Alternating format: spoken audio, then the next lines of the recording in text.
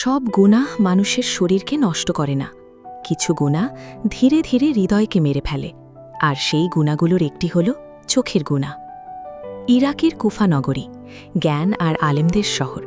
সেখানেই বড় হচ্ছিলেন এক যুবক, নাম জরির ইবনে আব্দুল হামিদ রহমান। শান্ত স্বভাবের, কম কথা বলতেন। মানুষের ভিড়ের চেয়ে কিতাবের সঙ্গী তার বেশি প্রিয় ছিল। রাত গভীর হলে মানুষ যখন ঘুমিয়ে যেত, তিনি ছোট্ট প্রদীপ জ্বালিয়ে বসতেন, হাদিস পড়তেন, কোরআন পড়তেন, আর মাঝে মাঝে আকাশের দিকে তাকিয়ে ভাবতেন, একদিন আমি এমন মানুষ হতে চাই যার মাধ্যমে মানুষ আল্লাহকে চিনবে। তিনি জানতেন না আল্লাহ তাকে সত্যিই অনেক উঁচু মর্যাদা দেবেন, কিন্তু তার আগে আসবে এক ভয়ঙ্কর পরীক্ষা।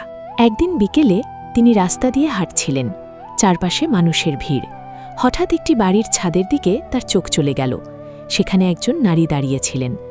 প্রথম দৃষ্টি ছিল হঠাৎ, অনিচ্ছাকৃত, কিন্তু শয়তান কখনো প্রথম ধাপে থামে না। তিনি আবার তাকালেন, আর একবার, মাত্র কয়েক সেকেন্ড, কিন্তু সেই কয়েক সেকেন্ডেই তার হৃদয় কাঁপিয়ে দিল। সেদিন রাতে তিনি ঘুমাতে পারলেন না। তার মনে হচ্ছিল, আমি এমন কিছু করেছি যা আল্লাহ পছন্দ করেন না। আজকের যুগে মানুষ হয়তো বলতো এটা তো স্বাভাবিক, কিন্তু সেই যুগের মানুষগুলো আল্লাহকে এত ভয় করত যে ছোট গুনাহও তাদের হৃদয় কাঁপিয়ে দিত। সেই রাতেই তিনি কান্না করতে লাগলেন, চোখের পানি থামছিল না। তিনি বুঝেছিলেন গুনাহ কখনো হঠাৎ বড় হয় না, একটি দৃষ্টি, তারপর একটি চিন্তা, তারপর ধীরে ধীরে হৃদয়ের পরিবর্তন। কারণ রসুল সাল্লাল্লাহু আলাইহি ওয়াসাল্লাম বলেছেন, চোখের চিনা হলো তাকানো। সাহি বুখারি, সাহি মুসলিম। আল্লাহ কুরআনে বলেছেন, মুমিন পুরুষদের বলে দিন তারা যেন তাদের দৃষ্টি নত রাখে। সূরা আন-নূর, আয়াত ৩০। তিনি আয়াতগুলো মনে করছিলেন আর নিজের হৃদয়কে ভয় পাচ্ছিলেন, কারণ তিনি জানতেন চোখ শুধু দেখে না, চোখ হৃদয়ে আগুনও জ্বালায়। সেই রাতেই তিনি সিদ্ধান্ত নিলেন, তিনি নিজের চোখকে শাস্তি দেবেন। তিনি বললেন, যে চোখ আমাকে আল্লাহ থেকে দূরে নিতে পারে, আমি তাকে স্বাধীন ছেড়ে দেব না। পরদিন থেকে তিনি আকাশের দিকে তাকানো বন্ধ করে দিলেন, পুরোপুরি। মানুষ অবাক হয়ে যেত, সবসময় মাথা নিচু করে হাঁটেন কেন? কেউ জানত না। একদিন, ২ দিন, ১ মাস, ১ বছর, তারপর ১৮ বছর। পুরো ১৮ বছর তিনি আকাশের দিকে তাকাননি। আজ আমরা এমন এক যুগে বাস করি যেখানে চোখের গুনাহ সবচেয়ে সহজ। একটি ফোন, একটি স্ক্রল, একটি ভিডিও, আর ধীরে ধীরে হৃদয় বদলাতে থাকে। প্রথমে মানুষ অস্বস্তি অনুভব করে, তারপর অভ্যাস হয়ে যায়, তারপর হারাম জিনিস দেখেও হৃদয় আর কাঁপে না। এটাই সবচেয়ে ভয়ঙ্কর, কারণ মৃত হৃদয় গুনাহ অনুভব করে না। ইবনে কাইয়ুম রাহিমাহুল্লাহ বলেছিলেন, হারাম দৃষ্টি শয়তানের বিষাক্ত তীর। আরেকজন আলেম বলেছিলেন, চোখের গুনাহ ইবাদতের মিষ্টতা কেড়ে নেয়। তাই তো আজ অনেক মানুষ নামাজ পড়ে কিন্তু শান্তি পায় না, কোরআন পড়ে কিন্তু হৃদয় নরম হয় না, কারণ হৃদয় অনেক কিছু জমিয়ে রেখেছে।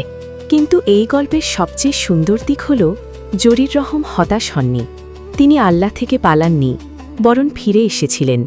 কারণ রাসূল সাল্লাল্লাহু আলাইহি ওয়াসাল্লাম বলেছেন, প্রত্যেক আদম সন্তান গুনাহ করে, আর সর্বোত্তম গুনাহগার হল যারা তওবা করে। সুনান তিরমিজি। তিনি নিজের নফসের বিরুদ্ধে যুদ্ধ করেছিলেন, আর আল্লাহ সেই যুদ্ধকে মূল্য দিয়েছিলেন। বছর পার হওয়ার পর তিনি বড় মুহাদ্দিস হয়ে ওঠেন। হাজার হাজার মানুষ তার কাছে হাদিস শিখতে আসে। ইমাম বুখারী রহমের মতো মহান আলেমরাও তার বর্ণিত হাদিস গ্রহণ করেন। মানুষ তার জ্ঞান দেখে অবাক হতো, কিন্তু খুব কম মানুষ জানত এই জ্ঞানের পেছনে এক যুবকের গোপন কান্না ছিল, একটি দৃষ্টি ছিল, আর ছিল দীর্ঘ তওবা। হয়তো এখনও সময় আছে, হয়তো তুমি এই গল্প শুনে নিজের জীবনকে মনে করছো, হয়তো রাতের অন্ধকারে তুমিও এমন কিছু দেখো যা পরে তোমার হৃদয়কে ভারী করে দেয়। হয়তো তুমি বারবার আল্লাহকে বলো, আমি বদলাতে চাই কিন্তু পারছি না। তাহলে শোনো, যতক্ষণ তোমার হৃদয় গুনাহ নিয়ে কষ্ট পায়, ততক্ষণ তুমি শেষ হয়ে যাওনি, কারণ আল্লাহর দরজা এখনও খোলা। শয়তান চায় না তুমি একদিনেই ধ্বংস হও, সে শুধু চায় তুমি ধীরে ধীরে আল্লাহ থেকে দূরে সরে যাও।